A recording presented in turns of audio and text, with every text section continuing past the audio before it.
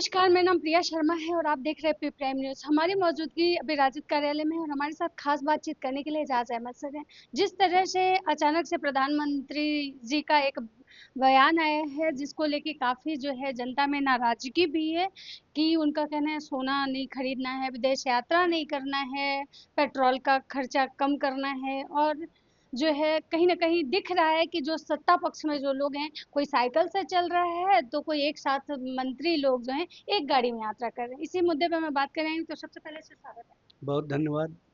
Sir Modi ji जो बोले हैं उसको लेके सत्ता पक्ष में है तो कोई साइकिल से चल रहे हैं तो कोई जो है एक गाड़ी में 2-3 मंत्री लोग चल रहे हैं। आखिर क्या सबसे है ये? पहले तो नरेंद्र मोदी जी चुनाव के दौरान देशवासियों को आश्वस्त करते रहे कि देश में कहीं स्कार्सिटी नहीं है, कोई कमी नहीं है। गैस भी उपलब्ध है, पेट्रोलियम पदार्थ भी उपलब्ध है और भारत की मुद्रास्फीति भी मजबूत है। लेकिन जैसे ही चुनाव खत्म हो गया, सभी भारतीय जनता पार्टी के मुख्यमंत्रियों ने शपथ ले लिया। ये चार्टर्ड विमान से सारे मुख्यमंत्रियों को बुलाने का काम किए। 22 मुख्यमंत्री हैं एनडीए के और 22 मुख्यमंत्री चार्टर्ड प्लेन से जाते थे। प्रधानमंत्री जी, गृह मंत्री, रक्षा मंत्री स्वयं चार्टर्ड प्लेन से पहुंचते थे। जितना खर्च करना था, जितना उड़ाना था, इन्होंने चुनाव में उड़ाया। और प्रधानमंत्री जी स्वयं एक बार भी अपने पार्टी के नेताओं को, पार्टी के कैबिनेट मंत्रियों को या स्वयं अपने उस तरह की बातें नहीं किए कि मैं आज के बाद से अपने काफिला को कम करूंगा। ऐसी बात उन्होंने कभी नहीं कहा। उन्होंने कभी कैबिनेट मंत्रियों के लिए ये प्रस्ताव नहीं दिया कि आप लोग एक गाड़ी के अलावा दूसरी गाड़ी का इस्तेमाल नहीं कीजिए। लेकिन आम जन को क्या कहते हैं, एक गाड़ी में भी आप पास पड़ोस के लोगों को साथ लेकर के चलिए। प्रधानमंत्री जी क्या कहते हैं कि विदेश यात्रा आप लोग मत कीजिए 1 साल तक। अब प्रधानमंत्री अपने कहाँ जा रहे हैं? 15 मई से 20 मई के दरमियान 20 मई तक ये 5 राज्यों के 5 देशों के यात्रा पर जाएंगे। और जिस तरह से प्रधानमंत्री जी ने अपने आप को एक्सपोज किया है, ये स्पष्ट रूप से समझ में आ रहा है कि प्रधानमंत्री जी देश और देशवासियों को कहाँ पहुँचाना चाहते हैं। प्रधानमंत्री जी ने 2024 के लोकसभा चुनाव के समय क्या कहा था कि ये लोग आपका मंगलसूत्र छीन लेंगे। लेकिन विपक्षी दलों ने कभी ऐसी बात नहीं की। लेकिन प्रधानमंत्री जी ने कह दिया कि 1 साल तक कोई भी सोना नहीं खरीदेंगे। अभी लगन का काल चल रहा है।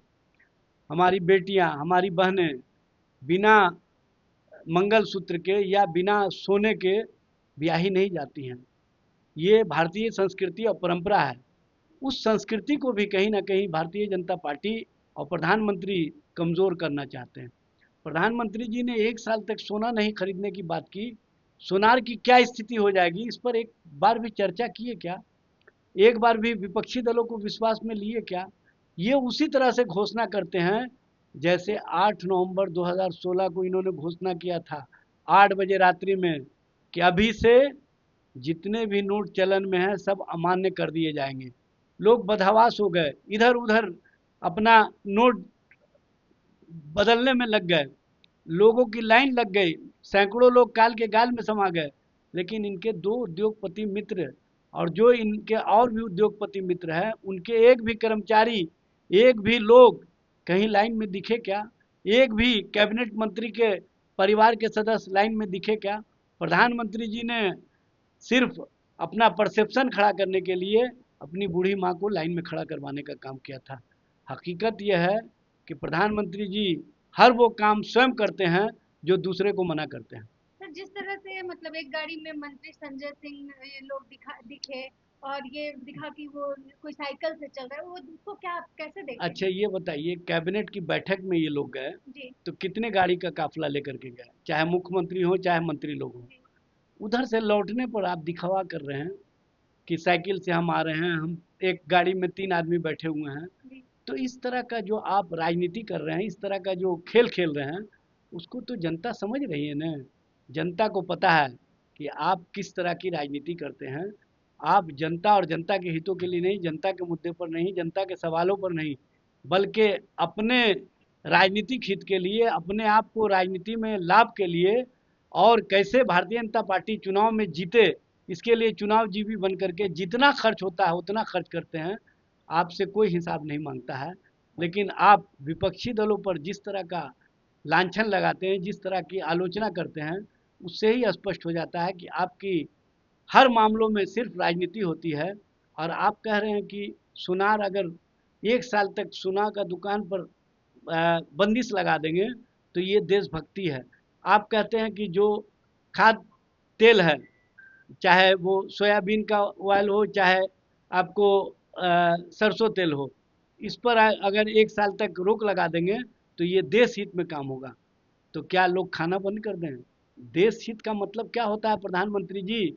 अब आप सबको सर्टिफिकेट देशभक्ति का भी देने लगे, जबकि प्रधानमंत्री का काम होता है देशभक्ति का सर्टिफिकेट नहीं देना, बल्कि देश हित में ऐसा काम करना कि देश की जनता आपकी वाहवाही करे। लेकिन अब तो देश की जनता कहीं ना कहीं इस बात से चिंतित है कि हम देशवासियों को किस स्थिति और परिस्थिति में प्रधानमंत्री जी पहुंचा देंगे, और अपनी राजनीतिक हित के लिए, अपने फायदे के लिए, अपनी पार्टी को राजनीति में जिताने के लिए कहाँ किस हद तक ले जाएंगे, यह स्पष्ट रूप से दिख रहा है। सर लास्ट सवाल, क्या आपको भी लगता है कि आने वाले समय में मतलब जो है देश में कोरोना से भी भारी देखिए, मतलब ये हमको होगा? लगता नहीं है, ये प्रधानमंत्री जी का वक्तव्य कहीं ना कहीं अब तो देशवासियों को डराने लगा है। दो दो बार आपने इस तरह का बयान दे दिया, बिना आम लोगों को विश्वास में लिए, बिना विपक्षी दल को विश्वास में लिए। आप क्या पैनिक कर रहे हैं? आप प्रधानमंत्री हैं, आपके वक्तव्य को देश और देशवासी गंभीरता से लेते हैं, लेकिन आप जिस तरह की भाषा इस्तेमाल करते हैं, जिस तरह की बातें इस्तेमाल करते हैं, ऐसा लगता है कि आप स्वयं को ही गंभीर नहीं मानते हैं, जिसके कारण आप इस तरह का वक्तव्य देते हैं। तो आप देख रहे थे कि हमारे साथ बात कर रहे थे राजद के प्रवक्ता एजाज अहमद जी, और इन्होंने कहा कि जिस तरह से प्रधानमंत्री अपनी बातें रखते हैं, कहीं ना कहीं जनता में मतलब एक खौफ का माहौल बनता है, क्योंकि इनकी बातें देश के प्रधानमंत्री है, जनता काफी गंभीरता से लेती है। बाकी आपकी क्या प्रतिक्रिया है, अपनी प्रतिक्रिया हमारे वीडियो में जरूर दें। नमस्कार, धन्यवाद।